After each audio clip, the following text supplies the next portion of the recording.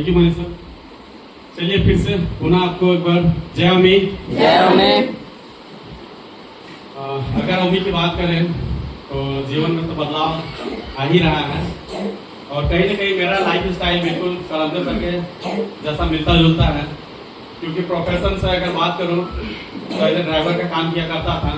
क्योंकि पढ़ाई लिखाई ज़्यादा नहीं हो पाया, माँ पिताजी ने पढ़ाने का प्रयास किया लेकिन लड़कपन में शायद पढ़ाई नहीं कर पाए। मैट्रिक लिखे, इंटर में नाम लिखा है, फर्स्ट ईयर किए लेकिन सेकेंड ईयर में पढ़ाई को छोड़ दिए और था पिताजी का नौकरी, तो थोड़ा सा मनमर्जी चलता था कि जब कोई पैसा मांगते थे मिल जाता था। लेकिन धीरे धीरे जब उम्र बढ़ता गया, शादी ब्याह हुआ, तो समझ में आया कि लाइफ स्टाइल क्या है। जब खुद का खर्चा घर से मांग के चलाते थे, जब मैडम का भी खर्चा अगर मांग के चलाना पड़े तो कैसा लगेगा। तो कहीं ना कहीं ऐसा ही हो रहा था, क्योंकि पिताजी नौकरी में थे तो लगा कि सारा व्यवस्था मेरा जैसा चल रहा था मैडम का भी चल जाएगा। लेकिन थोड़ा सा महिलाओं का डिमांड बढ़ने लगा, फिर लगा कि भाई अब तो नहीं चलने वाला है। तो एक्चुअली में रहते थे रामगढ़ की तरफ, तो उधर कोयला का व्यवसाय ज़्यादा चलता है। तो कोयला का काम में अगर बात करें तो पहले अंडरग्राउंड सिस्टम होता था कि अगर आप यहाँ अगर जाते थे तो 2 किलोमीटर 3 किलोमीटर दूरी में आपको कोयला का खान मिलेगा, वहाँ पे आप कोयला को काटिए निकालिए। कोयला काटने का मतलब क्या था कि गैता से आप जैसे हम लोग चौका काटते थे, सेम उसी प्रकार से कोयला का खनन होता है, क्या करते थे और उस कोयला को निकालते थे बोरी में ढो के, और 3-4 किलोमीटर अंदर से तब जाके साइकिल में लोड करते थे और रात के 2 बजे उसको बेचने के लिए निकलते थे और 6 बजे 7 बजे बेचने के बाद मतलब रिटर्न होते थे। मतलब बोला जाए तो लाइफ स्टाइल बहुत ही दयनीय हो चुका था, क्योंकि शादी ब्याह होने के बाद घर का स्थिति परिस्थिति थोड़ा सा एक समान नहीं रहता है।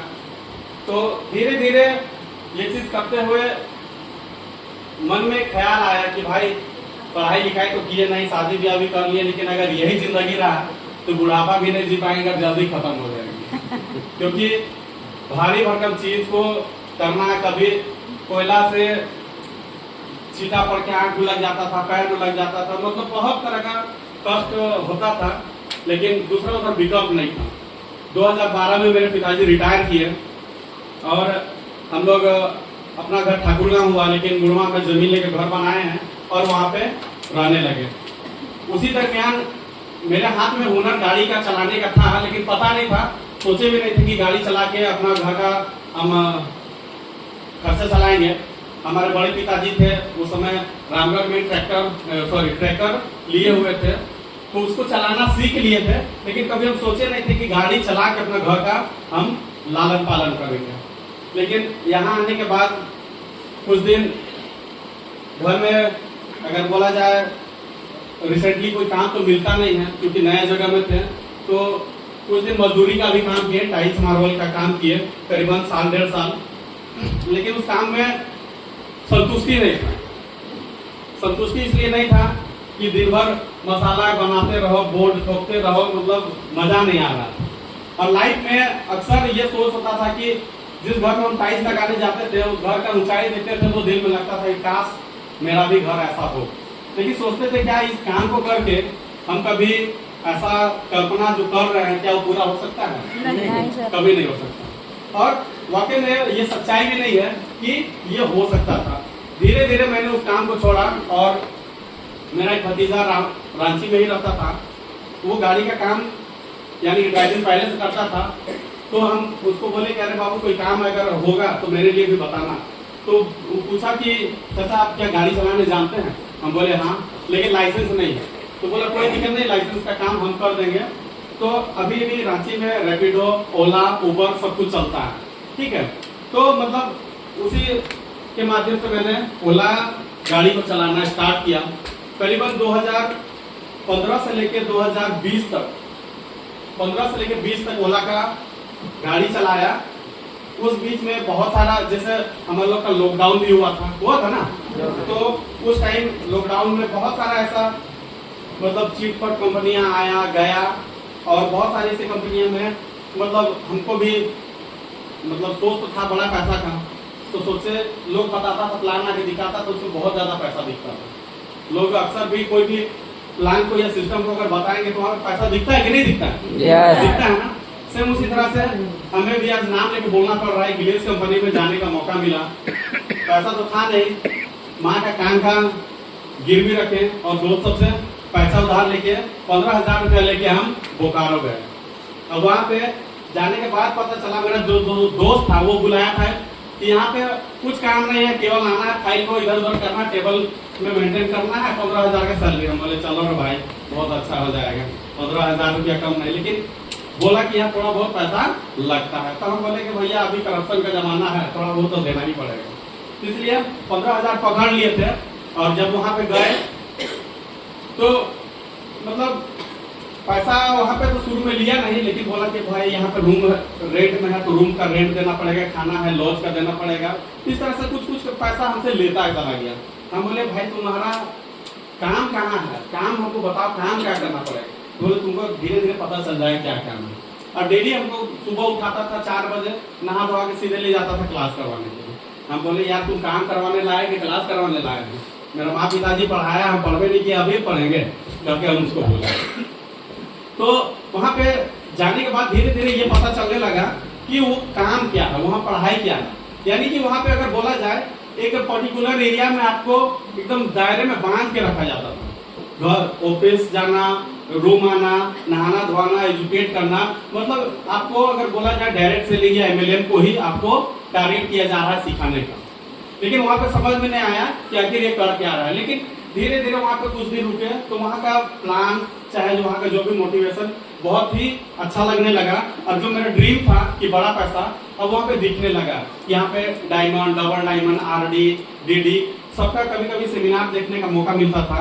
तो उनका जब गाड़ी देखने का मौका मिलता था तो कोई ऑडी में आता था, कोई BMW में आता था। तो हमको लगा कि भाई हम तो बहुत अच्छे जगह में पहुंच गए, अब यहाँ से मेरा करियर फाइनल हम लोग सक्सेस हो जाएगा। लेकिन सिर्फ ये सोच मेरा था, लेकिन ऊपर वाला की मर्जी कुछ और था। मेरा जो वहाँ अपलाइन था, हमारे अगर बोला जाए मेरा करीबन 29-30 लोगों का टीम मैंने बनाया था वहाँ पे, लोगों को फोन करके बुला के कन्विंस करके। लेकिन मेरा अपलाइन जो था सारा मतवार था, सॉरी गाली निकल गया मतवार था। और वो मतलब नशे के हालत में मेरा टीम में आके लड़ाई झगड़ा करता था और मेरा टीम को पूरा तोड़ दिया। अब टीम जैसे ही टूट गया तो भाई वहाँ मेरा रहने का कोई मतलब ही नहीं बनता था। और वहाँ से मैं घर आ गया, घर आने के बाद कंटिन्यू यहाँ पे जो गाड़ी का काम था वो करने लगा। लेकिन उसी बीच हमें मेरा दोस्त एक था जो बरामदे का, पहले हम लोग मशरूम से इस बिजनेस को स्टार्ट किए थे। वो बोला कि भाई मशरूम की खेती करोगे? हम बोले मशरूम खेती करने से क्या होगा, अरे बहुत अच्छा इसका सेल है, बिक्री है, तुम्हारा घर में एक रोजगार हो जाएगा। तो हम सोचे भाई चलो पढ़ना लिखना तो छोड़ दिए, गाड़ी चला रहे, कम से कम मेरा परिवार घर में बैठी रहती है, मशरूम खेती करेगी और उसका सेल करके अपना मतलब काम भी बता मिल जाएगा उसको और इनकम भी होने लगेगा। ये सोच के मैंने स्टार्ट किया। और स्टार्ट करते करते ओमी को अभी नेक्स्ट कंपनी को जो मैंने सीखा, और सीखते सीखते लॉकडाउन हुआ। और लॉकडाउन के बाद हमें ओमी मिला। और हम थैंक्स देना चाहेंगे हमारे बीच शंकर सर है, CEO सर है, एक बार इनके लिए एक बार जोरदार ताली। कि ओमी मल्टी मार्केट में आने के बाद ये पता चला कि वाकई में अगर बड़ा पैसा, बड़ा सोच या बड़ा इनकम करना है तो MLM का अलावा दूसरा कोई सेक्टर नहीं है। और बहुत सारे ऐसे चिट फंड कंपनियां तो मैंने देख चुका, पैसा भी इन्वेस्ट कर चुका, समय भी बिता चुका, लेकिन वहाँ पे फ्यूचर दिखा नहीं। लेकिन आज हमें फ्यूचर यहाँ से दिख रहा है। रीजन क्या है कि हम जिस कंपनी को कर रहे हैं, जिस संस्था को कर रहे हैं, आज उसके जन्मदाता हमारे बीच मौजूद है कि नहीं है? मौजूद है। लेकिन हम पहले जिस सेक्टर में काम किए या दूसरी कंपनियों को मैंने देखा, उसका जो मालिक था वो रहता था दिल्ली में, मुंबई में, कलकत्ता में, लेकिन उनको देखने का मौका नहीं होता था। आज जिस चीजों को मैं बताना चाह रहा हूँ उस चीज को खुद से महसूस करता हूँ। आज मैं अगर च्यवनप्राश का अगर बात करूं तो मैं खुद उसे खा के यूज किया, तब जाकर मैं उसको प्रमोट कर पा रहा हूं। लेकिन दूसरी संस्था में ऐसा कुछ भी नहीं था, केवल ऊपर लोगों को सिर्फ मोटिवेट किया जाता था, लेकिन सच्चाई कुछ और था। लेकिन यहाँ से ग्राउंड लेवल पे आज अगर ओमनी मल्टी मार्केट की बात करें तो लगभग 4 साल प्लस हो गया है। और ग्राउंड लेवल से जब हमारी संस्था बेड़ों में थी उस समय से अगर इस कंपनी को हम लोग जी रहे हैं या सीख रहे हैं, और यहाँ से हमारा कैरियर तो फाइनली पता चल गया है कि ऊंचा सोचना, ऊंचा देखना या ऊंचा पाना हमारा किस्मत के ऊपर डिपेंड करता है। और कहीं ना कहीं मेरा किस्मत बहुत ही अच्छा है जो आज हम इन गुरुओं के छत्र छाया में हैं। सारी चीजों का आज हमें बिल्कुल शीशा का पारदर्शी जैसा साफ दिख रहा है कि यहाँ से मेरा फ्यूचर क्या होने वाला है। क्योंकि जीवन में बड़ा कुछ पाने के लिए बड़ा त्याग, बड़ा सपना होना बहुत जरूरी है। और आज हमें एक चीज पता चल गया कि जीवन में अगर बड़ा कुछ करना है तो बड़ा बनना पड़ेगा, बड़ा सोचना पड़ेगा और बड़े लोगों की संगत में रहना पड़ेगा।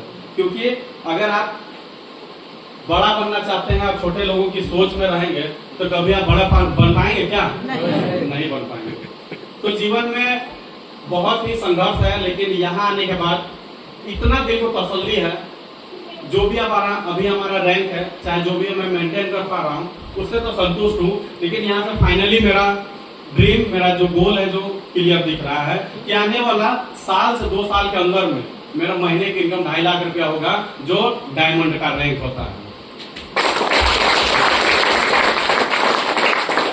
क्योंकि जो सपना यहाँ से पूरा होने वाला है उसको अनुभव करके आज भी खुशी लग रहा है। और मतलब अगर बोला जाए दिल में बहुत सारी जज्बात है जो मैं अभी तो नहीं बोलूंगा क्योंकि आज मैं सीखने आया हूँ। लेकिन इतना तो तय है, आप लोग अगर दिल से ओमी को अगर जानने का प्रयास करेंगे, सीखने का प्रयास करेंगे तो सपना आपका भी पूरा होगा। क्योंकि जो इंसान सच्चा मन से, सच्चा श्रद्धा से अगर ऊपर वाले को गुहार लगाता है तो क्या उनका पूरा होता है कि नहीं होता है? और हमारे लिए मंदिर, मस्जिद, गुरुद्वारा सब कुछ है। यहाँ पे आप लोग तन मन धन से अपने को समय दें, सीखने का प्रयास करें, जानने का प्रयास करें और एक दूसरे का सहयोग करें। चलिए इन्हीं चंद शब्दों के साथ मैं अपनी वाणी को विराम करता हूँ। सभी को धन्यवाद। जय हिंद।